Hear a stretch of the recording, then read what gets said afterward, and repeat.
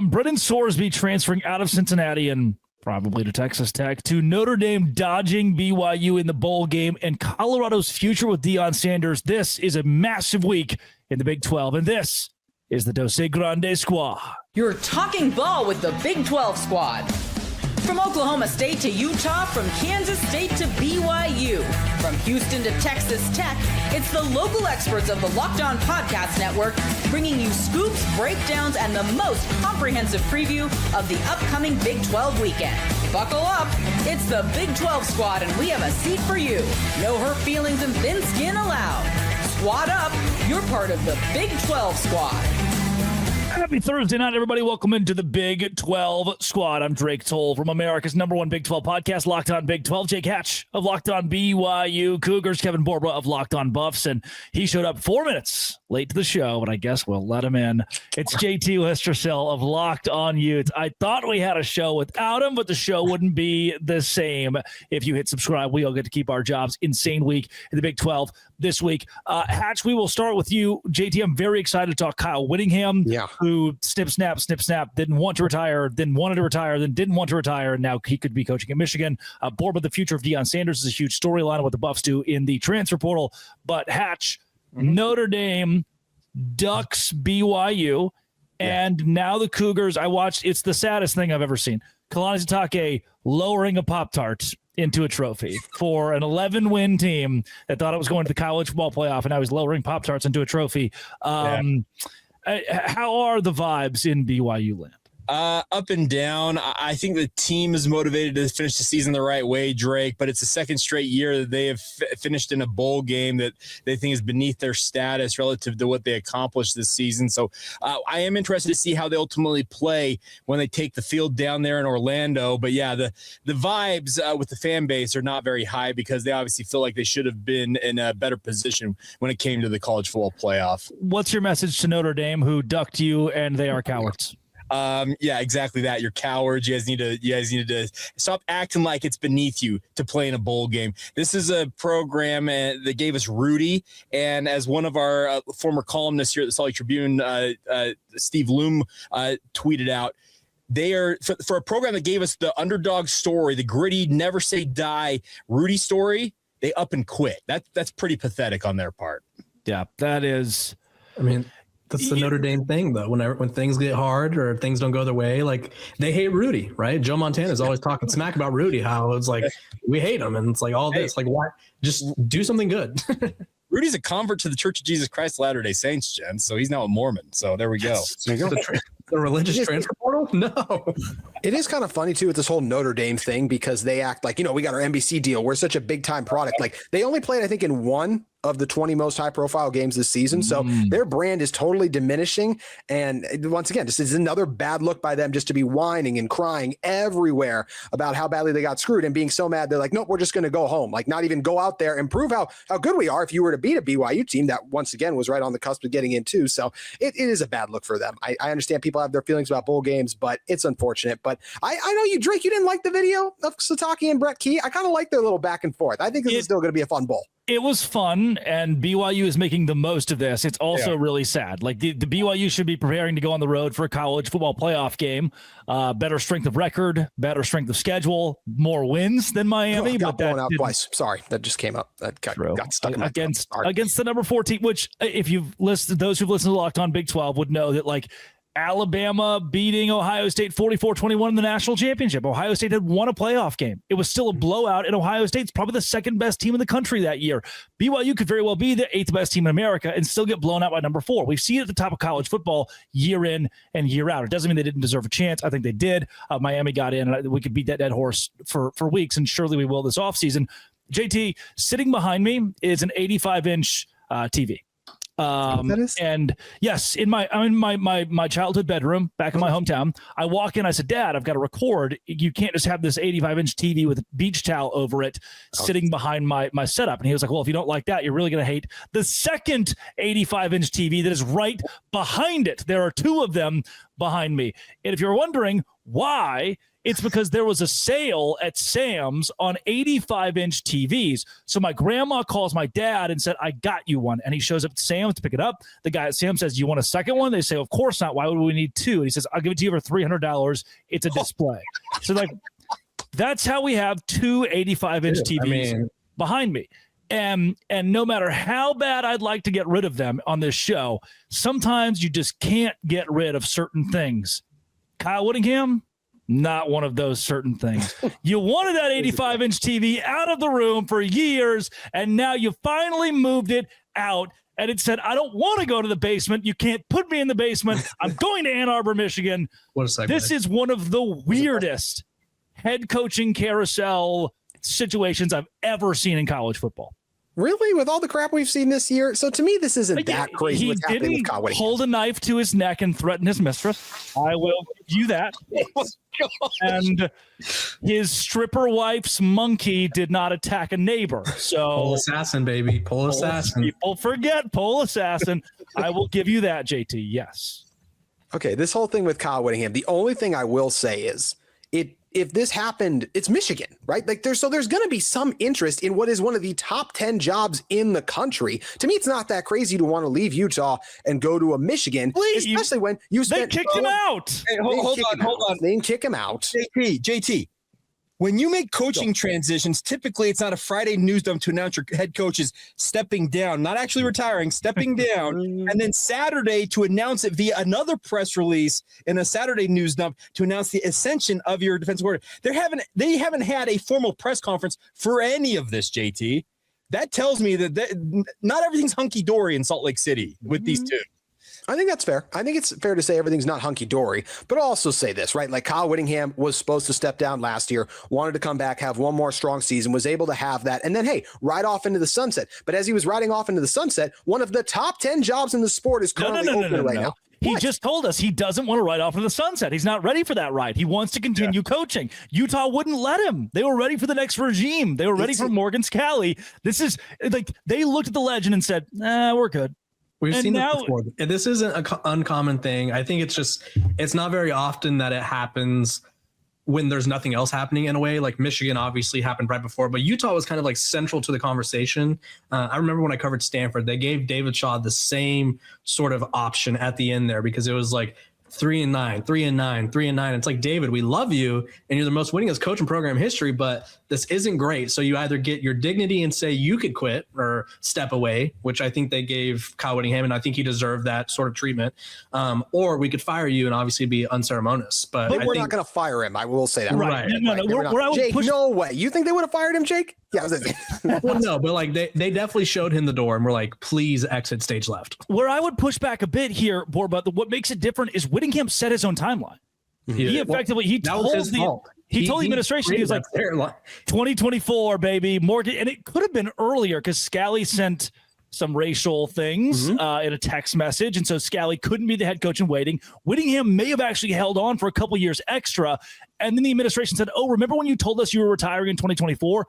Do it." And he said, "1 more year," and they gave him 1 more year. Then they get to the end of this year, like, "All right, it's time, right? You told us it's time," and it looks like 1 more year. He gave them the 65 timeline, JT. I think we talked about that when that first happened, me and you, and I was like, why would he do that? Because it's like, now that's going to be a storyline up until that moment. Well, and he's 66 right now. So he outlived his timeline. And I can insert a little bit on that. His dad passed away at the age of 64, Fred Sr., who obviously had a really outsized impact on his life, Borba. And that's why he often talked about wanting to step aside like 64, 65 years old, because he understood that his dad really never got an opportunity to be a true grandpa. He was a coach till the very end and ultimately passed. So I think that's why he put that timeline out there. But as I have often observed with these coaches, the closer those deadlines come, and if you still got your energy, you still got your health, you still feel like you've got it, it's hard to step away. And money, sure, that absolutely. Michigan money. I mean, he could tell those grandkids like, hey, You want a nicer Christmas this year or next year? And the other thing about the Kyle Whittingham situation is he's been very proud that his kids got to go to the same elementary, junior high, and high schools all throughout growing up, which doesn't happen in the coaching industry. Well, now that his kids are all grown, he's got grandkids and the like, this may be the time for him to, uproot from Utah and maybe try going to Ann Arbor and seeing what he could do with Michigan, because he has aspirations of continuing to do something, it feels like, in the game of football, and leading the Michigan Wolverines would be awesome. That's weird. I'm reading a headline from 2014. Kyle Whittingham is in Ann Arbor and in conversations for the Michigan job. This wouldn't be the first time he's talked to Michigan. What is the future for Kyle Whittingham? That's coming up right here on the Dose Grande Squad. Today's show is brought to you by Aura Frames. I've been hanging out with Coach Gary Patterson way too much here recently. He's using the words Riz and Aura. And if you want to truly master Aura, whatever that means, I'm sure he can explain it on College Football Kickoff, then Aura Frames is the way to go. AURA. Aura isn't just your average picture frame. You preload this frame with photos before you gift it, so when it's plugged in by a loved one, memories are already there. No apps to figure out, no setup headaches, just instant smiles. Grandparents, parents, newlyweds, anyone who loves photos, that's who this is for. Endless uploads of pictures and 30-second videos through the Aura app as well. For limited time, save on the perfect gift by visiting auraframes.com to get $35 off their best-selling Carver matte frames, named #1 by Wirecutter. AURAFrames.com, promo code COLLEGE is that promo code for $35 off. This deal is exclusive to listeners, and frames sell out fast. Order yours now to get it in time for the holidays. Support the show by mentioning us at checkout. Terms and conditions apply. Aura Frames. It is Jake Hatch, JT Wistershell, Kevin Borba, Drake Toll with you of Locked On Big 12. Okay, JT, what is then, if you had to call your shot, the future of Kyle Whittingham? I think he's probably going to end up in like an NFL advisory type of role. I think it would actually make a lot of sense for him and Michigan for 1 year to come to an agreement on something, because I just think from Michigan's standpoint, they are trying. Why would they only do it 1 year? I mean, you think about it, like Willie Fritz is the same age as Kyle Whittingham. Willie Fritz is actually a year older right now, a hair older. Like, why not just hold on to Whittingham? Like Saban was 71, 72 at time of retirement. Michigan could milk this for 4 or 5 years. I still don't think Kyle Whittingham, I'll say it this way, I don't think Kyle Whittingham is all in on a multi-year rebuild, doing everything it takes in today's. No, they're 9-3. It's maybe not a rebuild, that's fair, but what it takes to run a college football program every single day, especially when you don't have something in place like he had at Utah. There was a lot of things going on to help him at Utah that I don't think he'd have multiple years at Michigan. I think he'd have to do more there. They would expect more from him there, because he is Utah football in Utah. He is not Michigan football. If he walks in there, the reporters, the city with that team, with that program he didn't build that. He walks into that. So, but for 1 year, like, it doesn't get better for a Band-Aid head coach than Kyle Whittingham. So that's why I think it would be a good 1 year deal thing. I don't look at Kyle Whittingham and go, he wants to do this another 4 years. I still don't really. I think he's still running. I think he is running out of juice a little bit. He had all the juice this past season, but I don't feel like he is like, okay, I want to do this for 10 more years and I want to dig in. There has been changes to college football that I still don't think he's loved and that worked in his favor at Utah that I don't think he'd get the benefit of at Michigan right now. So I think it's more likely he's an NFL advisor than head coach of a college football team, even though I think Michigan should hire him for 1 year. To support JT a little bit here, Jake, I do think Kyle Whittingham in July is much different than Kyle Whittingham in December. Sure. When you get done with your last game, you're like, no, I want it back. And then come July again, when you've been through spring and you've been through the transfer portal twice, you're saying what he was saying at Big 12 Media Days last year, just like, I'm tired. I was ready, and then I took another year. Jake, if he did take a Michigan job, I'm gonna use your KSL card here. If he took a Michigan job, how much of the staff would go with him? Like, are they tied to Morgan Scalley, or do they love Uncle Whit? There's a split, honestly, and that's the thing about this. You'd probably see, I could think of guys like, just off the top of my head, look at their offensive line coach in particular. Names escaping me all of a sudden. Jim Harding. Jim Harding's been a Kyle guy, so I would imagine that Jim would go with him. Sharif Shaw, who's been the cornerbacks coach and special teams coordinator, he's a Kyle Whittingham disciple. I think you'd see that squad essentially split. And speaking of the coaching staff, but to your point, if he is feeling like, hey, maybe I'm not up for running a program, well, here's his new title: special assistant to the head coach of the Kansas City Chiefs, helping his old buddy Andy Reid. Mm-hmm. I think, by the way, really quick, that would be very dangerous in my opinion. If Michigan brought in Whit and said, clean house with this staff, like get rid of Wink Martindale, get rid of the offensive side of the ball. I don't think Michigan would keep Bryce Underwood, and he is the most important player associated with that university. If I'm Michigan, I would almost just want to bring, the money. Who doesn't have money? Right? Who doesn't have money? But Michigan's up there. Yeah, Michigan's up there. Larry Ellison is the second richest person in the world. So exactly. If he believes in Kyle Whittingham, though, that's the important part. Is does he believe in Kyle Whittingham enough to give him that money? And who doesn't say that maybe a Jason Beck goes with him to Michigan, and that maybe entice Bryce Underwood to stick around? Oh, that's a great point. We and by the time this show drops, we're recording on Tuesday night. Kenny Dillingham could already be on the plane. We could be talking about Whittingham with. Why does he keep crying? Why does he keep crying? That's what I need to know. He keeps crying a lot. And when they asked him at his press conference on Tuesday if he was going to make the move, he was like, I don't know. I'm thinking about me. I'm thinking about my family. I'm thinking about my kids. Thinking about the staff. Thinking about everybody. I'm thinking about it. Like he did not. The only person who could do Kenny Dillingham a favor is Jed Fish. If Jed Fish accepts the job before Kenny Dillingham, like they say they gave him an ultimatum, and it's like, hey, Kenny, accept the job by tomorrow. Yeah. And Jed Fish is willing to pull the trigger sooner. That may help Kenny Dillingham stop crying, because every interview I see of him, he's in tears, being short with reporters going, I'm doing what's best for the people around me. And it's like, okay, you're clearly talking yourself into taking this, right? And what's so cool, I think people forget often that the staff is what makes this. If your OC, your DC, your O-line coach, wide receivers coach don't want to go with you, it makes the decision much different. Gary Patterson's talked about this behind the scenes and on our show. He's like, man, there were 7 or 8 times where big school offers in the SEC and they want to give millions more dollars. I look around the room, I say, do we want to do this? Do your families want to do this? Is this the right spot? And not once was there a consensus that the room wanted to go. And because of that, he stayed at TCU despite bigger offers. There's a piece of that for Whit. If Whit could get half his staff to go somewhere, maybe he rebuilds at a different spot for 3 or 4 years. But if he can't hatch anybody, then I don't think there's any way to do that. And that's the point I think you point out, because JT, you're right. You don't dump Wink Martindale and some of the guys who have been there at Michigan, because it's not a rebuild. Essentially, it's a they were 9-3 this year. You have a stud young quarterback in Bryce Underwood who's going to have all kinds of offers from other programs to try and entice him to leave. But to Kevin's point, could you go there, get in good camaraderie with a guy like Larry Ellison and say, hey, Larry, give me 3 or 4 years, give me the funds to do what we need to do to build this up, and let's chase a national title? Because I know that Kyle Whittingham, he wants to win. He wants to win at a high level, and Michigan truly could offer that opportunity to chase a national title that he absolutely, I think, in his heart of hearts, wants to pursue.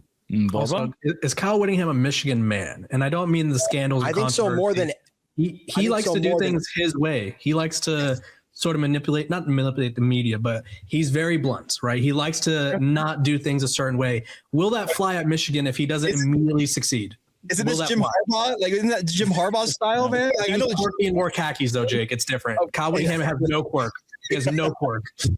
I think Kyle Whittingham is more of a Michigan man than any other candidate. I'm curious what you guys think. I know this isn't Locked On Michigan. I don't think Kenny Dillingham would work there, and I think he's a fantastic coach. I don't think Jed Fish would work there. I think any of those coaches get that job, I think they'll be out in 3 years, because that also, I'm just going to say something. Michigan is like the second most miserable fan base in college football, only behind Alabama. They keep chasing something like every single year. We need to win a national title, and it's unhealthy. So, Drake, you're feeling the same way about Dillingham? Yeah, I see Rich Rodriguez in Kenny Dillingham. The young, fiery, big motivator who Michigan fans are like, oh, we got the guy from the little school that's winning at the little school. And then he goes there, you just immediately fall flat on your face and they hate you. And then your hometown hates you. And then 15 years later, you come back. And you're Jonathan Smith. Yeah, okay, fair. Kenny Dillingham has pointed out that he lives on the same street as his parents, his in-laws, his sister. He does not want to uproot from Tempe, but I think as Borba pointed out, Drake, I think it's you, he's trying to talk himself into taking this job. But if you're trying to talk yourself into taking the job, that's not the right motivation. Yeah. That means they're offering a lot more money and resources than ASU can match, and that's the problem. Yeah, but he wants ASU to pony up because ASU's in his blood. Mm-hmm. Will my friend Deion Sanders be on the sidelines next year? That's a good question. Locked On Big 12. Borba can answer it. Today's show is brought to you by FanDuel. FanDuel is exactly where I go every single day during the NFL season, college basketball season, college football season, bowl season, all of it. FanDuel is my spot. especially for live bets. Because let's say that I'm watching the big game and the Panthers are losing by 7 to the Saints. I keep thinking, I know the Panthers are better than the Saints and they're going to find a way to come back and win this game. But right now I can get that plus 125 to win the game. What that means, I put $100 on the Panthers to win. I get $125 when they do come back and they do win. And live spreads and money lines adjust instantly. Player props update as guys heat up as well. So if you want to be right in the middle of the action this season, visit FanDuel.com and place your NFL live bets all season long. FanDuel, the game moves fast, and so can you with FanDuel. Kevin Borba, JT Westersill, and Jake Hatch. Borba, Deion Sanders survived cancer in the offseason and has done more for Colorado than any head coach has done for its program the last 3 years. Now, you can push back on that all you want, but I'm talking about GDP. I'm not talking about wins and losses and championships and rings. I'm talking about revamping and growing a city. Boulder is better because of what Deion's done. The money being there, he could lose for the next 10 years, and they would leave him in place because he is the cash cow for what Colorado needs right now. That said, why would he keep doing it? Why has he not retired yet as of hopefully we're recording Tuesday. As of Tuesday, December 16th, why is he not retired yet? Yeah, I think there's a couple reasons. For one, he has a legacy to uphold. And I don't think a lot of people around college football or football in general really agree with me on this, and that's totally fine. But Deion Sanders is very proud of the legacy he leads in the NFL and the MLB. He is very proud of it. And I think he wants to leave Colorado in a place where they want to build him a statue. I think he wants that. Now, whether or not his health will let him get there, I don't know. But I do think his hiring of Brennan Marion shows that he's fully invested, right? I don't think you hire away one of the best offensive minds in college football if you're not invested. So I think he cares about his legacy. And two, I think so many people forget what it's like. And I'm not a parent, so I don't get this. But whenever you moved out and your parents were sad, I'm an only child, so I guess I do get this. My parents were crushed. Like, his kids have moved out for the most part. Deion Jr. is still in Boulder with him. But his daughter is playing basketball, I forget where, at another college. Shador's in the NFL, and then Shiloh is in Miami making videos, and he's a content creator now, right? Mm-hmm. He has an empty nest, right? There is no point in him just like stepping away from coaching just because of it. I think the only real thing that I worried about from a Colorado perspective was him trying to get an NFL job with Shador, but that obviously was not going to matriculate as much as people thought it was. So he has a chance to build a legacy in a different way. And I think he really does value helping the next generation of athletes. And I think he's fully invested in this program. So, Kevin, I have thought that him bringing Brennan Marion in is his escape route if and when he needs to step aside. It's because Brennan looks like a guy who's on ascending up because he was Sacramento State's head coach. You mentioned he's one of the more bright offensive minds across college football right now with that go-go offense. Does it feel like it could be a 1 or 2 year plan? And if he needs to step aside, you just hand it off to Brennan Marion, excuse me? Yeah, I'm not naive. I've said the same thing on my show. Brennan Marion's contract is for 2 years. I think Deion signed a 5-year extension last year, so that puts him at he'd have like 1 or 2 years left on his deal anyway. So I do think there's a sort of coach in waiting sort of aspect to this, right? Like the Will Muschamp at Texas, and then Morgan Scalley at Utah. Like there's a lot of those similar vibes, and I do think that's a great plan to have, honestly, right? If you're Deion Sanders, knowing you took this program wherever you took it, I think it's in a better place than when he found it. Regardless of the record. And you don't think so, JT? No, I said, yeah, like without a doubt. Like I was like, you even brought that up. Like Drake was the one who brought up right off the start. He's done more than anyone else. I was like, sorry. I was ready to jump on you. I was ready to attack you. But he led this program in a better place, and then solidifying a prominent head coach, because that's sort of the fear for Colorado is whenever like this year, people are like, put him on the hot seat, It's like, okay, who's better? Like, who are you going to go that's going to bring energy and turn this program around? Who's better than Deion Sanders right now? The answer is there's not really anyone, right? So having someone who could be that person ready and waiting and invested in this program, I think is a huge deal. Can we just tell Warren Sapp to not rip Texas high school football from now on social media? Jeez, I just recorded my episode for Wednesday with Brian Smith. I think that is the dumbest thing you could have done because of the optics, right? I think we talked about how Deion Sanders beat cancer. We talked about his sons going to the NFL. People use everything in the book to negative recruit against Deion Sanders. And Warren Sapp just like served up on a silver platter, like, please use this. We said Texas high school football sucks. Like everyone's like, there's always this competition. I get it. I'm from California. I say we are better than every single state ever. That doesn't mean you tweet it as a coach of a college football program. Is this what happens when he can't take out the pylons? I guess. And the worst part, Jake, is they offered the kid that he was tweeting about 2 days prior. I know. It's baffling. Like, why in your right mind would you rip a base that, because Colorado for years has made hay in the Lone Star State in terms of bringing talent to Boulder from Texas. You just absolutely crippled those abilities to do that with that one tweet. And Texas people can get mad at me too, especially now that they know I'm from California. Their high school coaches are some of the most sensitive people on the planet. They hold a grudge like no other. I played high school football at Texas. I'm going to defend some. Whoa, Joey McGuire's not going to like that. They hold grudges like nobody's business, though. If they feel a coach has disrespected them, they will purposely not allow recruits or not help recruits go to that school. True or false? Fair. I feel like we see that everywhere in the sport. I'm just going to say that. No one does it more than the state of Texas, though. They are so prideful. Borba's got a point. Borba's got a really good point there. He does have a good point there. There. Hey, really quick. Is maybe the wrong word, but prideful or protective. How about that? Is Deion Sanders not going to be the next head coach at Florida State next year? Like when Mike Norvell gets fired a year from now because it's not working, they won't go with the legacy hire, the guy who he wanted it. He wanted it before Jackson State, and they didn't give it to him. And now he claims his alma mater is, I think, was it Talladega University or Talladega College? He doesn't claim Florida State as much. So what about the chance to win? Like, I feel like people have short memories of some of the stuff. You all don't think so? No. Talladega.